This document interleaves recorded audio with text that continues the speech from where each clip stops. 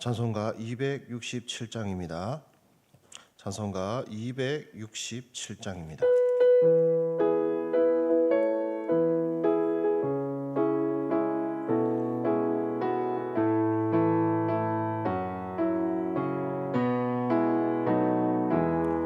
주의 확실한 약속의 말씀 듣고 주만 믿으면 구원을 얻으리라.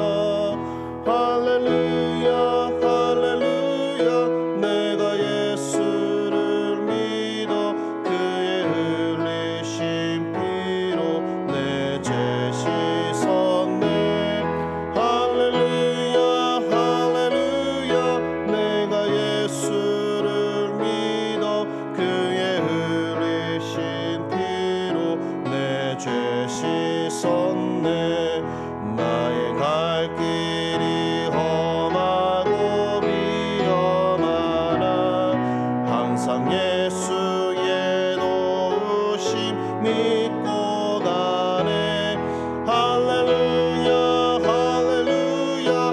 내가 예수를 믿어 그의 흘리신 피로 내 죄 씻었네.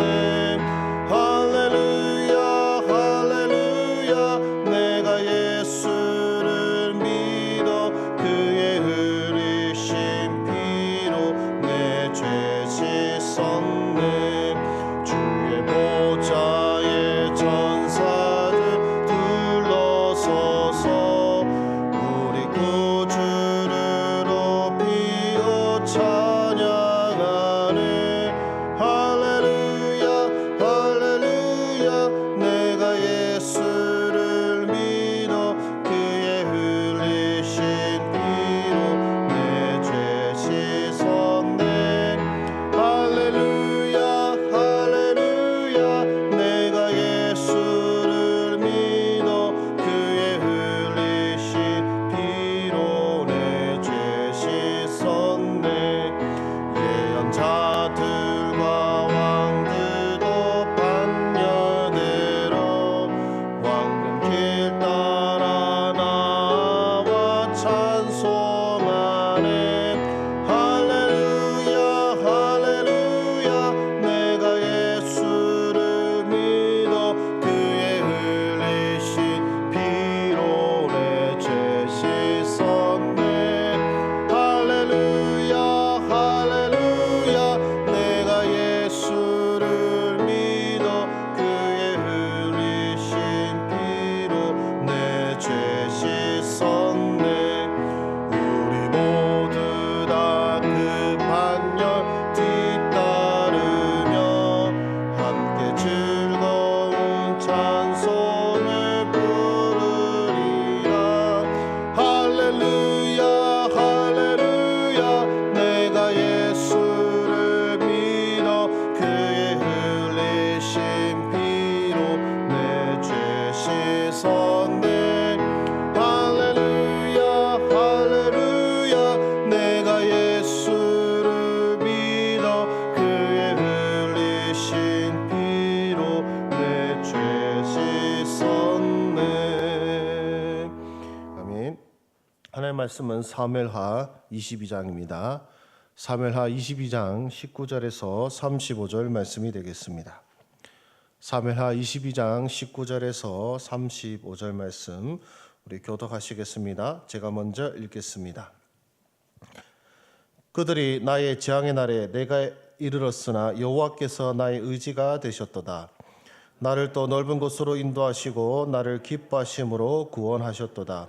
여호와께서 내 공의를 따라 상 주시며 내 손의 깨끗함을 따라 갚으셨으니 이는 내가 여호와의 도를 지키고 악을 행함으로 내 하나님을 떠나지 아니하였으며 그의 모든 법도를 내 앞에 두고 그의 모든 규례를 버리지 아니하였음이로다.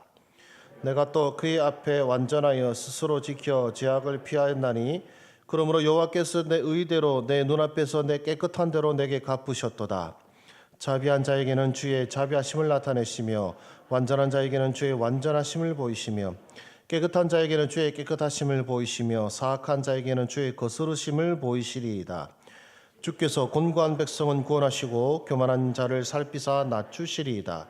여호와여, 주는 나의 등불이시니 여호와께서 나의 어둠을 밝히시리이다. 내가 주를 의뢰하고 적진으로 달리며 내 하나님을 의지하고 성벽을 뛰어넘나이다. 하나님의 도는 완전하고 여호와의 말씀은 진실하니 그는 자기에게 피하는 모든 자에게 방패시로다. 여호와 외에 누가 하나님이며 우리 하나님 외에 누가 반석이냐. 하나님은 나의 견고한 요새시며 나를 안전한 곳으로 인도하시며 나의 발로 안사슴 발 같게 하시며 나를 나의 높은 곳에 세우시며. 우리 함께 읽겠습니다. 내 손을 가르쳐 싸우게 하시니 내 팔이 놋활을 당기도다. 아멘. 오늘 말씀은 다윗의 성전가 중에 이제 중간 부분이 되겠습니다. 우리 19절 말씀을 같이 한번 읽어보겠습니다. 19절 말씀입니다. 시작. 그들이 나의 재앙의 날에 내게 이르렀으나 여호와께서 나의 의지가 되셨도다. 아멘. 자, 이 재앙의 날이 무엇이겠습니까? 바로 내가 의지하고 혹은 내가 편안하게 생각했던 것들, 내가 믿었던 것들을 바로 나를 배신하는 날이 아닐까 생각이 듭니다. 다윗의 삶을 봐도 그렇죠. 그가 충성을 바치고 또 그가 열심히 위하여 그 봉사했던 바로 사울 왕이 그를 죽이려고 합니다. 그리고 다윗의 지시에 따랐던 그 부하들이 다윗을 잡으려고 온 산을 헤매며 뒤지는 것을 그는 경험하였습니다. 그가 믿고 또 그가 편안히 생각했던 것들이 그를 배반하였습니다.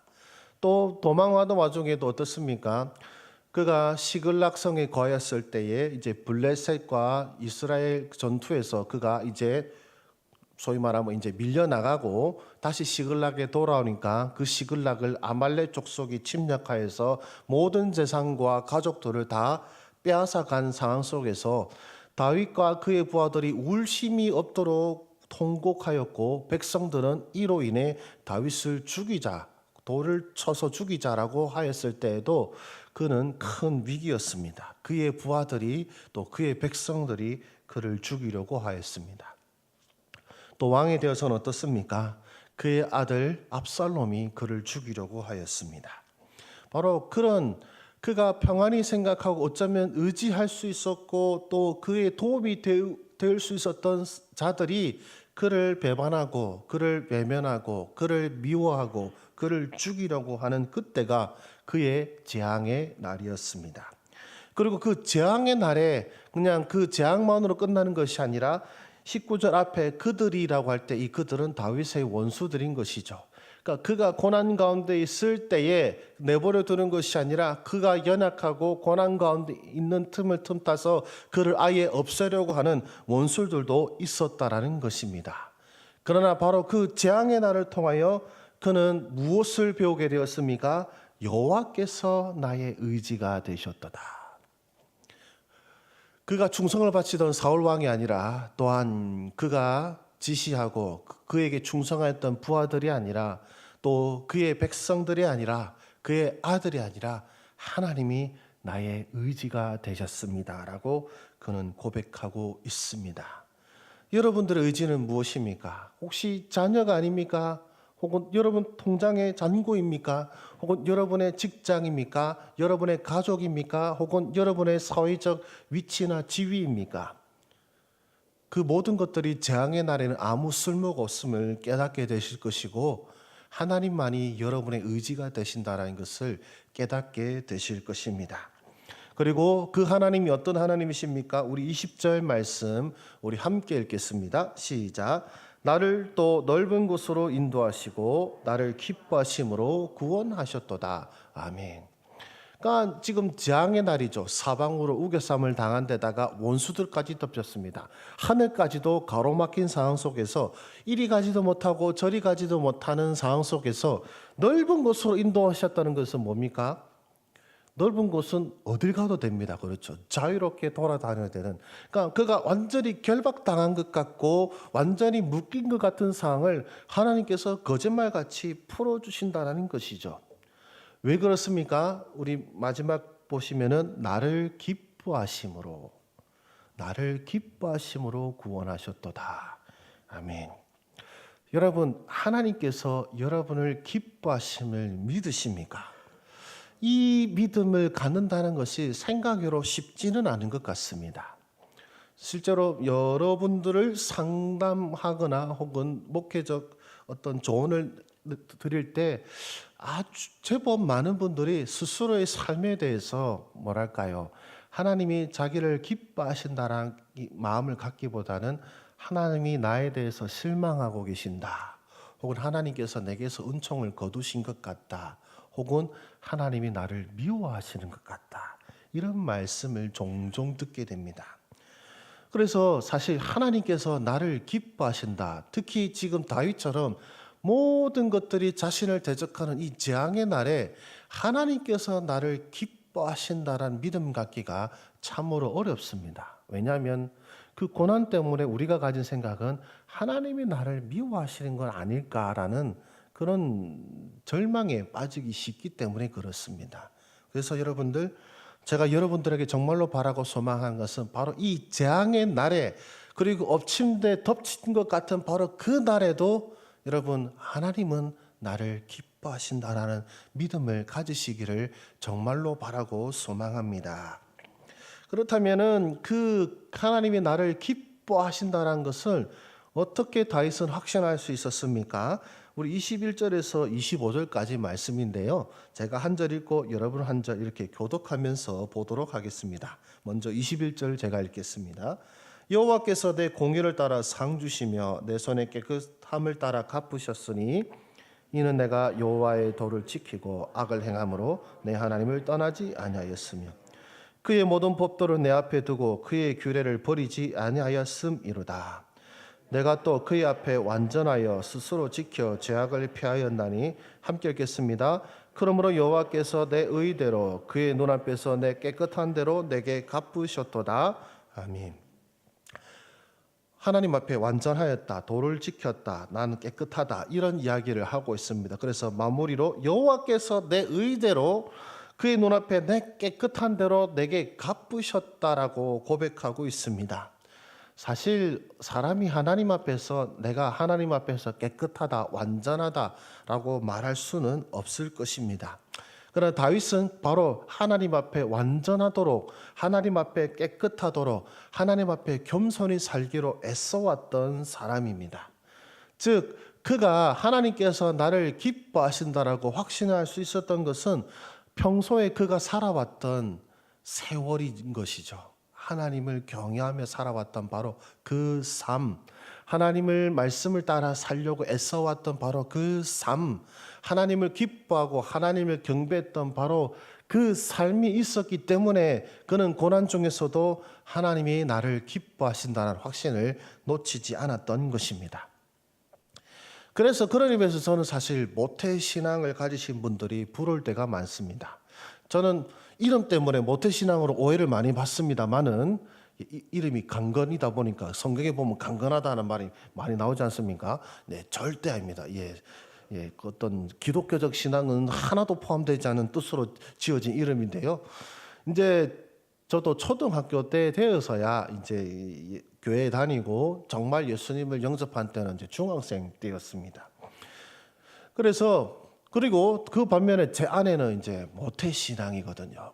신앙의 뭐 4대째라든가 그러던데, 그래서 그러니까 어렸을 때 얘기를 들어보면은 살아온 게 차원이 다릅니다.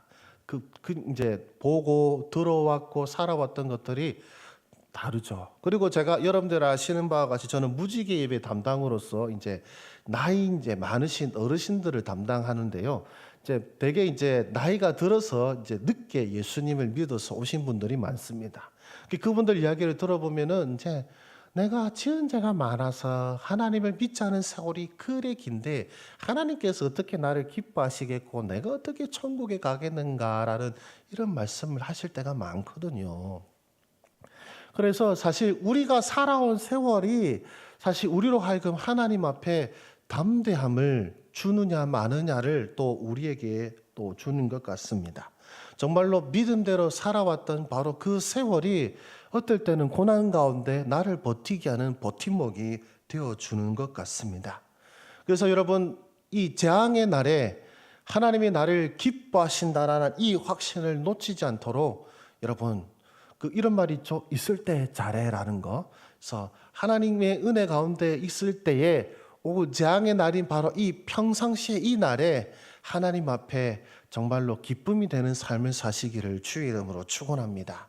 그래서 거짓으로 사는 것이 아니라 하나님을 생각하며 하나님을 경외하며 하나님이 무엇을 기뻐하실까라며 고민하며 살아가는 그 여러분의 삶이 그렇게 살아온 세월이 고난 가운데 여러분을 견고하게 붙들어 줄 것입니다.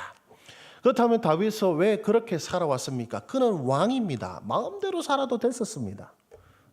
자기 하고 싶은 대로 살아도 되고 내가 곧 법이오라고 해도 됩니다. 그러나 그는 하나님 앞에서 왕이 아니라 종으로 살아왔음을 고백하고 있거든요. 나의 규례가 아닌 하나님의 규례에 순종하고 살아왔던 삶을 그가 고백할 수 있었던 것은 바로 하나님이 어떤 분이신지를 알았기 때문에 그렇습니다. 그것이 26절 이하에 계속 나오는데요. 일단은 26절에서 28절까지만 제가 읽어드리겠습니다. 자비한 자에게는 주의 자비하심을 나타내시며 완전한 자에게는 주의 완전하심을 보이시며 깨끗한 자에게는 주의 깨끗하심을 보이시며 사악한 자에게는 주의 거스르심을 보이시리이다. 주께서 곤고한 백성은 구원하시고 교만한 자를 살피사 낮추시리이다. 아멘. 하나님이 어떤 분이신지를 그가 알았습니다. 그가 베푼 자비대로 갚아주실 분임을 알았습니다. 그가 행한 하나님 앞에 완전하기로 애쓴 그 세월만큼 하나님께서 그에게 그의 완전하심을 보이실 것을 알았습니다. 그가 하나님 앞에 깨끗하게 살려면 살수록 또한 주께서 그의 깨끗하심을 보여주신다는 사실도 알았습니다. 무엇보다 하나님께서는 곤고한 백성을 구원하시고 교만한 자를 낮추신다는 것을 그는 알았기에 그는 교만한 삶이 아니라 왕임에도 불구하고 겸손히 하나님을 경외하며 살았던 것입니다. 여러분, 여러분에게 있어서 하나님은 어떤 분이십니까? 과연 하나님은 여러분의 삶을 날마다 감찰하시고 여러분의 삶을 헤아리셔서 여러분에게 그 은혜와 사랑을 베푸신 분인 줄로 여러분 알고 계십니까? 이제 어떤 일이 있었냐면요. 저에게 제가 횡단보도에서 사고가 난 적이 있었습니다. 완전히 차에 받쳐서 떼굴떼굴 구를 정도였는데요. 제가 어떻게 했냐면 치신 분이 아가씨인지 아주머니인지는 모르겠습니다만은 그분을 위해서 아가씨라고 하겠습니다. 그 아가씨께서 완전히 사색이 되신 거예요. 횡단보도에서 사람을 쳤으니까 사색이 돼 있는데 이상하게 제 마음에 이런 마음 들면 안 되는데 불쌍한 마음이 들어가지고 괜찮다 하고 병원에서도 제가 차 사고 났다 안 하고 제가 자빠졌다 해가지고 건강보험으로 치료를 해서 단돈 한 4만 원 나왔어요. 그래서 그냥 치료비 4만 원만 주시면 되겠습니다 하고 그냥 보낸 적이 있습니다. 제 주변 사람들이 반피냐고 그 보상금 받아도 크긴데 뭐 합의금 받고. 근데 그때 제 마음에 뭐가 들었냐면 네가 불쌍히 여기는 대로 내가 너를 불쌍히 여기는 마음이 든 거예요. 이럴 때 하나님 참 돈 안 되시는 것 같아요. 그렇지만 그 마음의 소리에 귀를 기울여서 불쌍히 여기라 하셔서 불쌍히 여겼습니다. 그래서 그 이후에 삶 속에서 하나님께서 저를 불쌍히 여겨주셨습니다. 그래서 제가 참 누가 봐도 대책이 없을 때에 하나님의 도우심을 경험하였던 것은 바로 그 순간 누군가의 곤고함을 보게 된 그 순간 어려움을 보게 된 그 순간 내 욕심과 혹은 내 마음의 분노대로 행하지 아니하고 하나님께서 주신 마음대로 내가 불쌍히 여기는 만큼 네가 불쌍히 여김을 받으리라. 내가 헤아림을 받고자 하는 대로 남을 헤아리라. 그러면 하나님께서 너를 헤아시리라.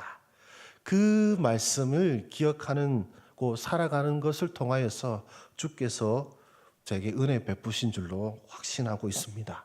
그래서 제가 재앙의 날에 제 몸이 아프거나 혹은 제 안에 위기가 닥쳤을 때 하나님께서 나를 기뻐하시는도다라고 확신할 수 있었던 것도 지금까지 살아온 세월의 힘이었던 것 같습니다. 그래서 여러분, 사랑하는 우리 기도용사 여러분들, 하나님이 여러분의 등불이십니다. 우리 19절 말씀 한번 같이 한번 읽어보시겠습니까? 시작. 여호와여 주는 나의 등불이시니 여호와께서 나의 어둠을 밝히시리다. 아멘. 주님이 등불입니다. 다른 어떤 것들이 나의 등불로 삼지 마시고 하나님을 여러분의 등불로 삼으실 때에 우리 35절 마지막 구절 우리 함께 읽겠습니다. 35절 시작. 내 손을 가르쳐 싸우게 하시니 내 팔이 놋활을 당기도다. 아멘. 놋활 어떻습니까? 말 그대로 무쇠활입니다. 여러분의 힘으로 무쇠활을 당길 수 있겠습니까? 당길 수 없죠.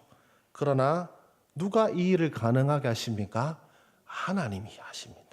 하나님이 나를 가르치사 이 감당할 수 없는 고난을 이길 놋활을 하나님의 손에 쥐어진 이 병기를 다루게 하십니다. 기도의 병기를 다루게 하십니다. 믿음의 병기를 다루게 하십니다. 내가 싸울 수 없는 싸움을 싸우게 하시고 이길 수 없는 것들을 이기게 하실 수 있는 것은 바로 하나님이 나의 등불이시기 때문에 그렇습니다. 그래서 견딜 수 없는 재앙이 닥쳐오는 것 같습니까? 감당할 수 없는 고난이 나를 억누르고 있는 것 같습니까? 하나님의 은혜의 시작입니다. 나로 하여금 놋활을 당기는 법을 배우게 하사 재앙의 날에 의지할 분이 하나님심을 깨닫게 하시고 나를 구원하셔서 내게 기쁨이 넘치게 하시는 하나님의 은혜의 때임을 기억하십시오. 그래서 이 재앙의 날에 슬퍼하고 곤고한 것이 아니라 주님의 전에 나아가 주님을 붙잡음으로써 하나님의 구원을 경험하시는 하나님께서 여러분을 기뻐하신다는 것을 바로 고난을 통해서 배우시는 여러분의 삶이 되시기를 주의 이름으로 축원합니다. 기도하시겠습니다. 하나님 아버지 감사합니다. 다윗은 바로 이 고난의 때를 통하여 하나님이 나의 의지가 되심을 배웠습니다.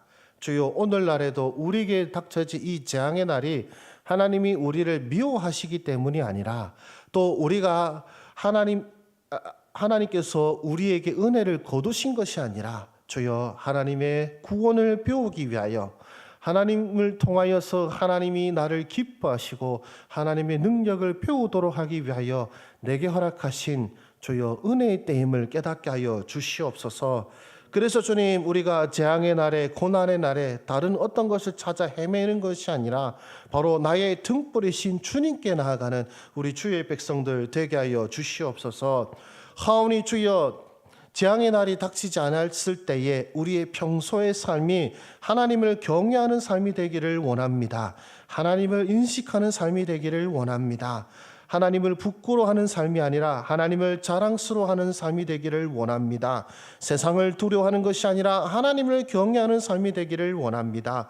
주여 고난 앞에서 하나님 앞에 부끄러움이 되지 않도록 주여 우리가 일상의 삶 속에서 하나님을 경외하는 삶을 채워나가는 우리 주의 백성들 되게 하여 주시옵시고 또한 고난의 때에는 주를 의지하는 법을 배워서 주여 고난의 때에든 형통할 때에든 하나님께서 항상 함께 하시고 또 하나님께서 항상 동행하심을 경험하며 인식하며 살아가는 우리 모든 주의 백성들 되게 하여 주시옵소서. 그래서 다윗의 고백이 우리의 고백이 되기를 원합니다. 또한 다윗의 이 믿음이 우리의 믿음이 되기를 원하며 그의 믿음보다 더 나은 믿음, 그의 고백보다 더 나은 고백으로 주님 앞에 나아가기를 원하옵나니 주여 지금 이 자리에 함께한 우리 기도의 용사들 또한 영상으로 함께하는 우리 기도의 용사들에게 주여 은혜 베풀어 주셔서 우리가 날마다 주님과 동행하며 살아갈 수 있도록 인도하여 주시옵소서. 주님, 우리 담임 목사님 이번 주간 우리 목회 연구 주간을 갖습니다. 2023년 우리 교회를 향한 하나님의 뜻을 깨닫는 종의 이 사역이 될 수 있도록 저희 이 기간 중에 종에게 성령의 충만함을 더하여 주시옵시고 또한 지친 몸과 마음과 그 심령을 우리 주님의 은총으로 말미암아 체험받고 강건해지는 은혜를 누리는 때가 되게 하여 주시옵소서. 그래서 종이 받은 은혜로 말미암아 주여 다시 이 강단으로 돌아왔을 때에 이 강단에서 선포된 말씀이 우리 교회 모든 성도들을 복되게 하는 말씀 되게 하시고 또한 하나님의 뜻을 가르치는 종의 말씀이 될 수 있도록 주여 성령으로 역사하여 주시옵소서. 주여, 이 자리에 함께한 우리 기도의 용사들을 세상으로 파송합니다. 이들의 발걸음 가운데 함께 하시며 어두운 가운데 빛이 되어주시며 반석이 되어주시고 산성이 되어주셔서 이들이 홀로 이 세상을 살아가는 것이 아니라 가장 어떤 권세보다 크고 놀라우신 하나님을 반석으로 삼아 나아가는 주의 백성들 되게 하여 주시옵소서. 이 모든 말씀 우리 구주 예수 그리스도 이름으로 기도드립니다. 아멘. 여러분과 같이 기도의 제목으로 나아가시겠습니다.